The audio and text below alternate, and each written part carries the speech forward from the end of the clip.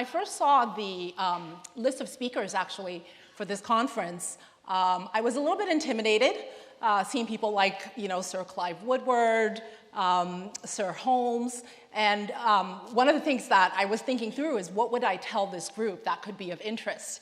And sitting down and listening to the panel just now, it was really interesting to hear some of the themes that they talked about that really resonate with me and some of what I'll be talking about. So in some ways, thank you to the panelists. I feel like they've provided a nice context and setup for what I'm going to walk you through today. I only have, I think, 20 minutes, so I'm just going to touch real quickly on some of our HR practices at Google, and then I'm actually around for the rest of the afternoon and during the break, so people can come up to me afterwards if you'd like more information.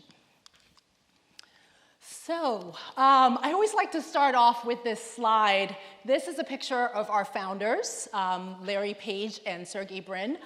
This was actually in their garage, which is where they first started the company once they'd moved it out of their dorm rooms at Stanford University.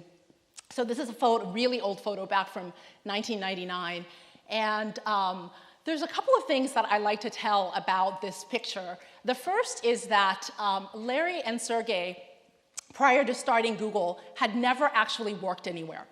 So they had no work experience. They've never worked in a company. They went straight from undergraduate to their postgraduate studies in computer science at Stanford University, and then got this idea to start up a company.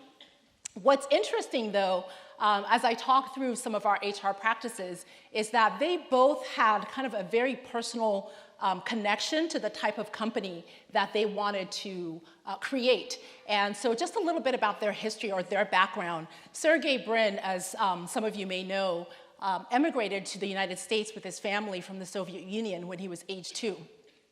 And he grew up listening to his family, his parents, talk about what it was like to live under that regime and how people were treated. And so he had a very strong sense, and still has a very strong sense of how people should be treated, and has a very strong connection and feeling around freedom, and not only sort of broadly within the world, but in terms of a company and how to treat our employees.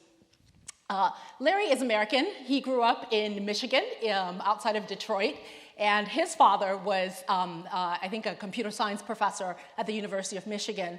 But his grandfather in Detroit worked in the automotive industry. And so Larry talks about, and was involved in the unions there. So Larry talks about the experience that he would hear from his grandfather about the people in the automotive industry in sort of the mid-1950s and how they were treated, the employees. And so he has a very personal connection as well to how we should be treating employees and how companies should function. So I think that really started in the DNA in terms of thinking about what type of company they wanted to create and how they wanted to be run. And that has a lot of implications for our HR practices.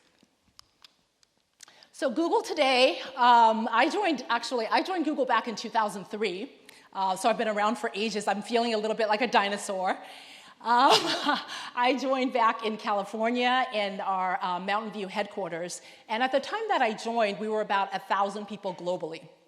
Today, we're close to 60,000 employees. We have more than 100 offices in over 50 countries worldwide. You can see some of them here.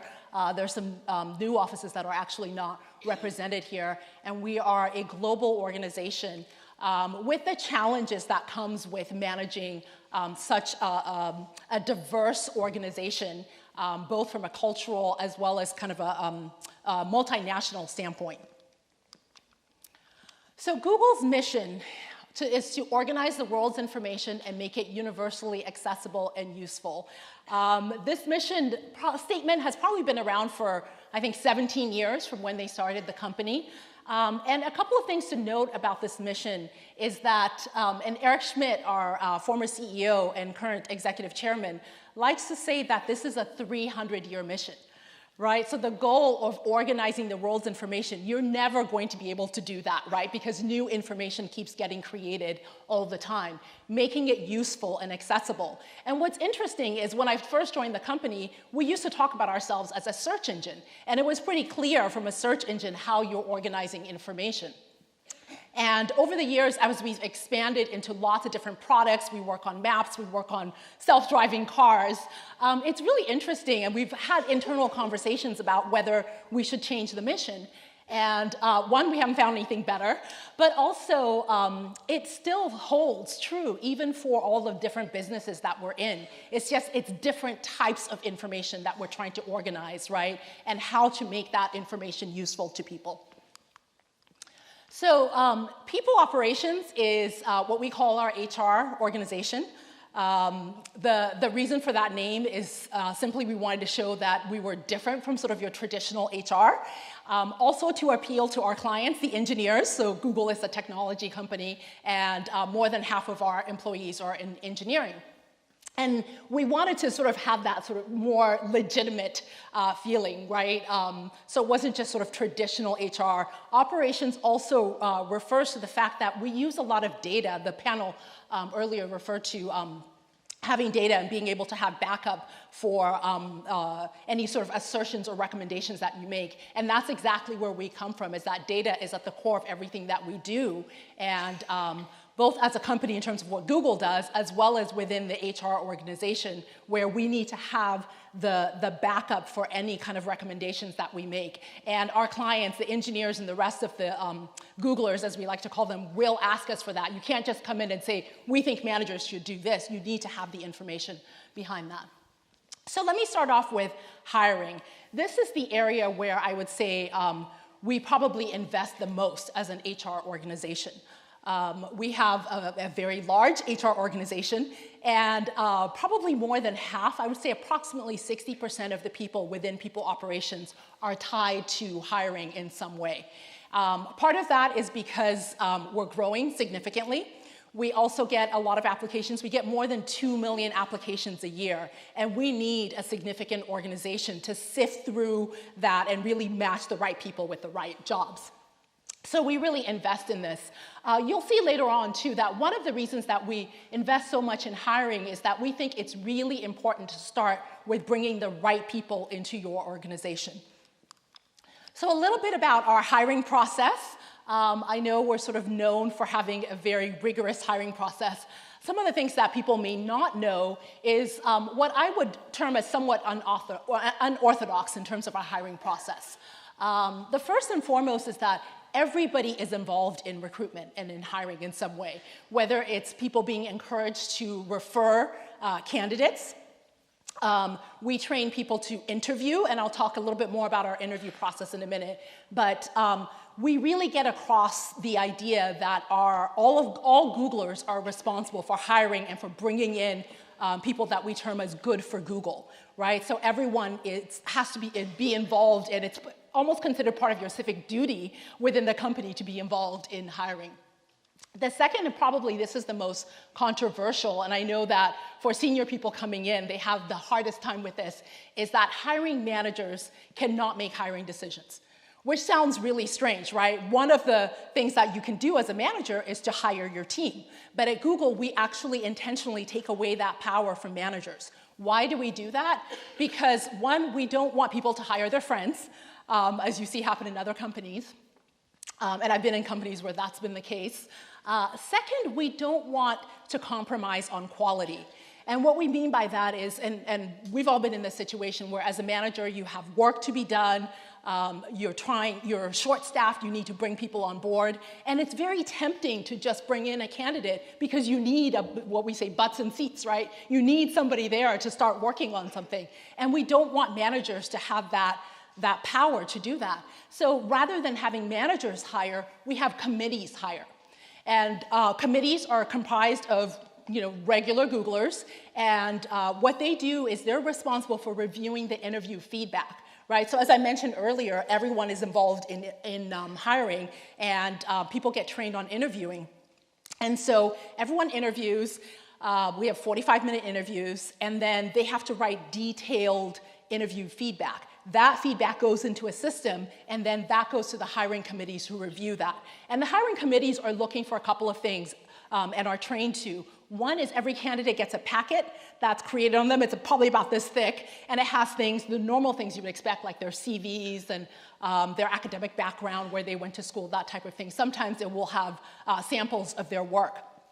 But what it also has in there that the hiring committees are looking at are all the interview questions that were asked, the feedback, so the almost, verbatim responses, and the interviewer's assessment of those responses. And what the hiring committees have to do is determine whether the right questions were asked. In some cases, if they feel that the interviewers missed certain key aspects, they will ask for that information, and the recruiter will have to maybe set up another interview to make sure that the candidate has been assessed properly. We have a structured interview process that we use. There are 4 different attributes that I'll show on the next slide that our interviewers are tasked with assessing candidates on the different areas and writing about. Technical candidates hired into a pool. This one was a struggle. I used to manage our university programs, and we would do university recruitment, new grad recruitment. And it was always a challenge when we'd get out there and try and bring people into Google and say, well, come and, we're offering you a job as a Google engineer. The problem was we couldn't tell them where they would be working. We couldn't tell them what projects they were going to be working on or who their manager was. And the reason for that is, as an engineer or a technical person at Google, you get hired into a pool. And so what you're being assessed on is your qualifications to become a Google engineer. And then before you start, actually, after you've been given a job offer and have accepted it, somewhat sort of mysteriously, then you get assigned to a project. Now we do a better job of asking people what their interests are. Maybe they get a couple of choices of locations and what types of projects they'd like to work on. But they're actually really hired into this pool and then allocated.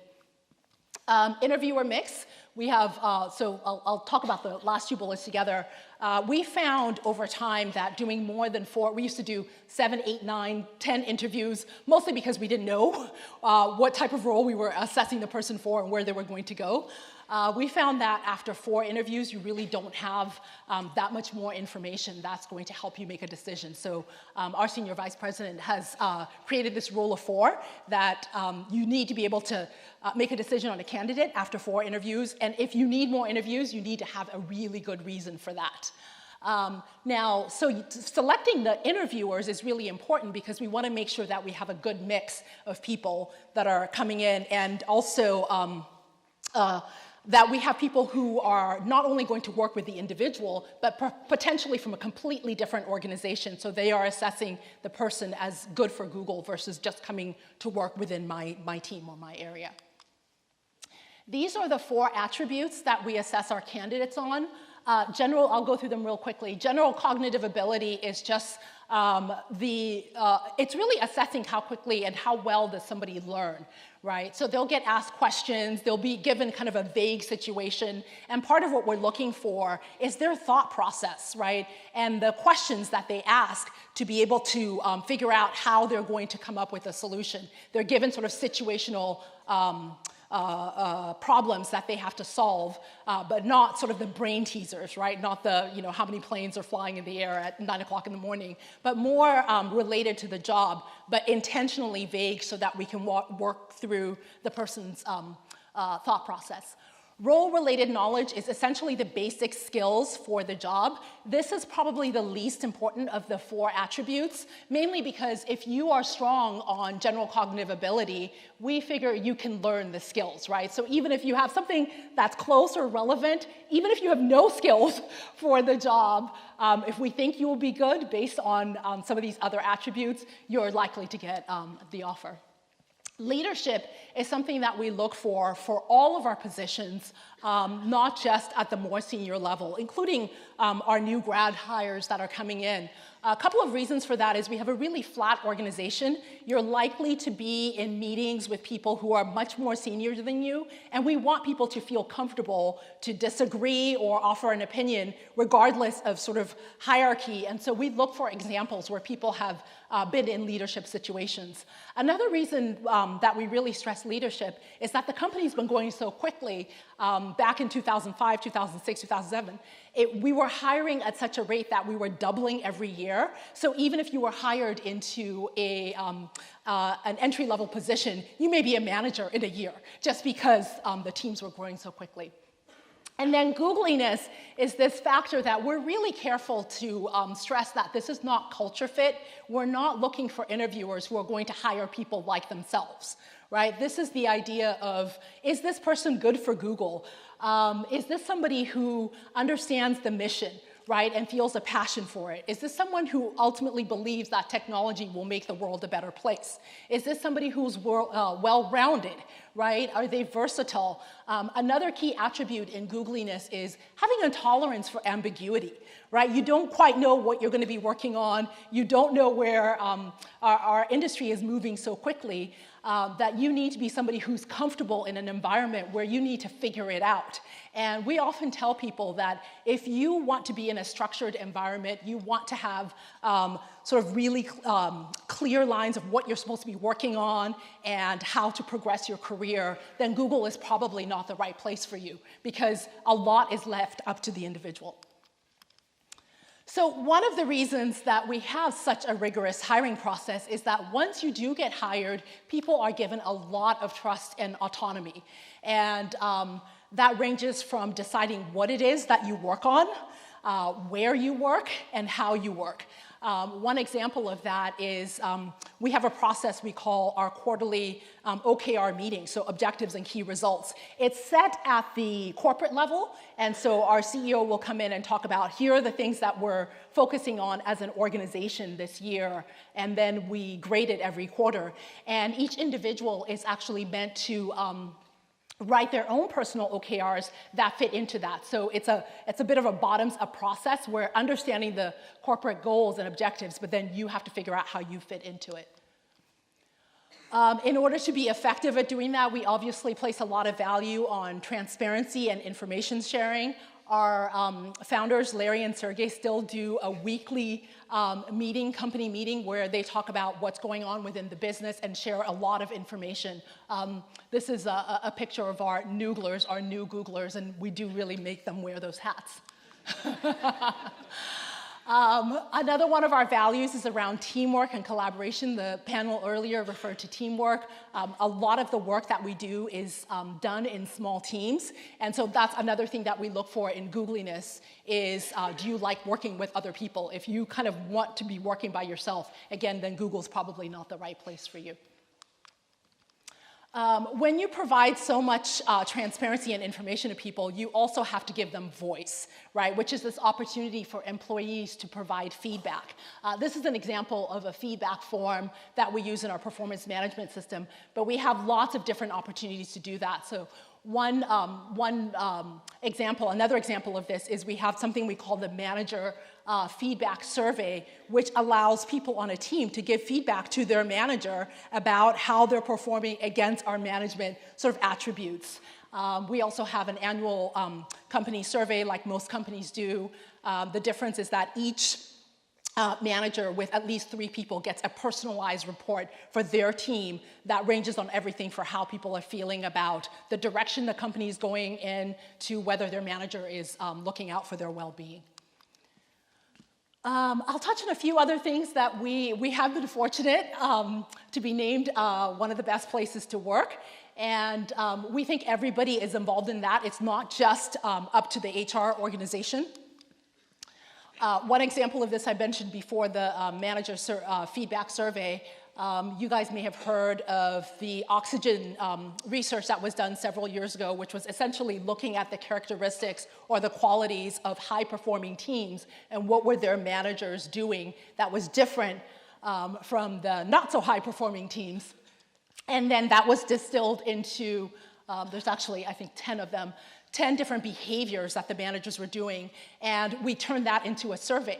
So twice a year, every manager gets assessed on this, and they get a score, a report. It's used developmentally. It's not used as a performance feedback. It's really to help managers know what areas that they need to focus on, and they're given a lot of resources for how they can improve. And none of this is really rocket science, right? It's about being a good coach, not micromanaging, being a good communicator, helping with career development. A lot of the things that we know kind of instinctively, but it's a good reminder for managers to perform these behaviors. We invest a lot in people development and training. We have lots of different courses and resources in our learning and development area. One of my favorite approaches that we use is something we call G to G, which is that we know that Googlers like to learn from their colleagues. And so we use other Googlers, so Googler to Googler, to teach the courses. People will get trained on a lot of the courses that they can deliver. And their managers, people can spend 20% or more of their time actually going and delivering different courses, even though they're not a part of our learning and development team. Googlers can also create their own courses, and it can be on anything from meditation to learning to play the guitar to how to manage your money if somebody feels like they're an expert in that. And they can do in-person courses and sign up and put them up there, and people can sign up, or they can do videos and different types of resources. We have been spending a lot of time, the panel talked about diversity and inclusion. Google has always been very multinational, even back in the US in terms of we have people from all over the world. I don't have the latest statistics, but we probably have close to 40–50% of our employee workforce who were born in a country outside of the US. And so we spend a lot of time sort of celebrating diversity and inclusion, and actually we are starting to focus a lot more on respect, right, which the panel just talked about. Well-being is an area. I used to manage our global benefits, and one of the biggest concerns I always had was just the amount of stress that we have. We're a high-tech organization, people are always on, people don't switch off, and there's a lot of stress in the environment. It looks like it's all fun and games, but people work really, really hard, and they work all the time. We have to force people sometimes to take their holidays, and so we've been focusing a lot internally on offering resources for people to take care of themselves. So it could be meditation courses, mindfulness, the food. We have lots of food all around, so making sure we've got healthy options for people. We've got on-site gyms, so lots of different ways that people can look after themselves.